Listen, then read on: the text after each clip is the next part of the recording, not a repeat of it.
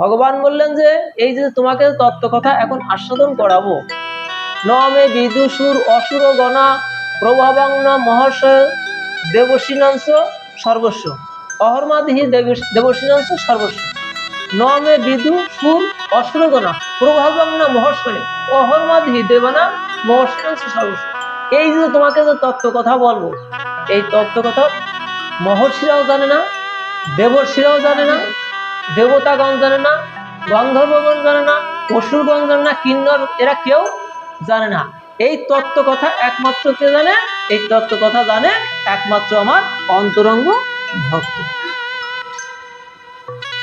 অন্তরঙ্গ ভক্ত যারা, তারাই আমার এই তত্ত্ব কথা আস্বাদন করতে পারে, এই তত্ত্ব কথা তারা জানতে পারে। তাই তোমাকে আমি শ্রবণ করাচ্ছি। তার কারণ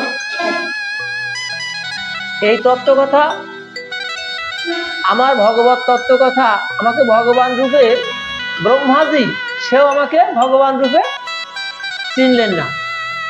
আমি যে লীলা ভগবান হয়ে এসেছি, আমি যে লীলা বিলাস করছি, মনুষ্যদেহ মনুষ্যতম ধারণ করিয়া ব্রহ্মাজি, সেও আমাকে চিনতে পারলো না। তাহলে ব্রহ্মাজি চিনতে পারল না, অসুররা, আমার মামা কংস, সেও আমাকে চিনতে পারলো না। তার কারণ তার আসুরি স্বভাবের কারণে।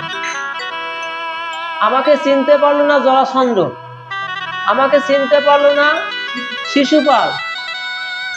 এই অসুর যারা, আসুরি স্বভাবের যারা, তারা আমাকে চিনতে পারলো না। দুর্যোধন তার আত্ম অহংকারে, দাম্ভিকতায় সে আমাকে চিনতে পারল না। তার সম্মুখে আমি ছিলাম কিন্তু চিনতে পারলাম। কিন্তু আমার ভক্তের কাছে আমি আমাকে লুকাতে পারলাম। আমার কাকা অক্রুর, সে আমাকে চিনে নিল কিভাবে? আমাকে যখন আমাকে এবং দাদা বলরামকে একটা রথে বসাই, গাছের নিচে রথে বসাই রেখে গেল, যখন যমুনায় গেল, যমুনায় গায়ত্রী করতে গিয়ে সে এতটা ভক্তিতে আপ্লুত হয়ে যে সে গায়ত্রী মন্ত্র জপ করতে করতে কি হয়েছে, যমুনার জলের ভিতরে তার ভক্তির ভিতটা এত দৃঢ় হয়েছে, এই যমুনার জলের ভিতরে আমাকে এবং আমার দাদাকে দর্শন করে সে নয়নের বাড়ি ছেড়ে দিয়েছে। আমি ভক্তের কাছে আমাকে লুকাতে পারলাম না। আমি পারলাম না বিদুরের কাছে আমাকে লুকাতে, ঠিকই ধরা পড়ে গেলাম।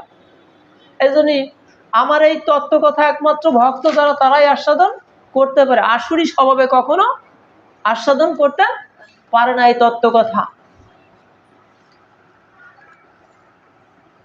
এরপরে ভগবান মচ্চিত্ত মদ্গত প্রাণা বোধয়ন্ত পরস্পরম কথয়ন্ত সুমাম নিত্যং তুষ্যন্তি চ রমন্তি চ। এইখানে ভগবান বলেন মচ্চিত্ত মদ্গত প্রাণা। এখন একটা হলো চিত্তবৃত্তি আর একটা হলো মনোবৃত্তি। একটা চিত্তবৃত্তি আর একটা মনোবৃত্তি। আচ্ছা, চিত্তবৃত্তিটা কেমন? ধরুন আমরা একটা সরোবরের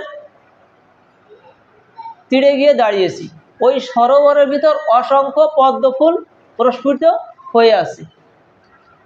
ওই পদ্ম ফুল দর্শন করার সঙ্গে সঙ্গে কি হবে, ওই পদ্ম ফুল দেখেই আমার চিত্তে এই পদ্ম ফুলের একটা চিত্তপট, আমার পদ্ম ফুলের একটা ছবি আমার চিত্তে অঙ্কিত হয়ে গেছে। রাধে রাধে হরি বল। তাই তো পদ্ম ফুল আছে সরোবরে, পদ্ম ফুল সরোবরে আমি যখন ওই পদ্ম ফুলটা দর্শন করেছি, দেখার সঙ্গে সঙ্গে আমার চিত্তের মাঝে কি হয়েছে, ওই পদ্ম ফুলের একটা চিত্র অঙ্কন হয়ে গেছে। এটা হলো কি চিত্ত বৃত্তি। আর মনোবৃত্তিটা কি? মনোবৃত্তিটা হলো আমার মনে জেগেছে যে পদ্ম ফুলটা সরোবরের মাঝে দেখেছি, ওই পদ্ম ফুলটা চয়ন করে নিয়ে যদি আমার গোবিন্দের রাঙারাতুল চরণে দিতে পারতাম। জয় নিতাই, জয় গৌর হরি বল। যে পদ্ম ফুলটা দেখে আমার ভালো লেগেছে, এই ভালো লাগা বস্তুটি যদি আমার গোবিন্দের, আমার রাধা গোবিন্দের যুগল চরণে দিতে পারতাম,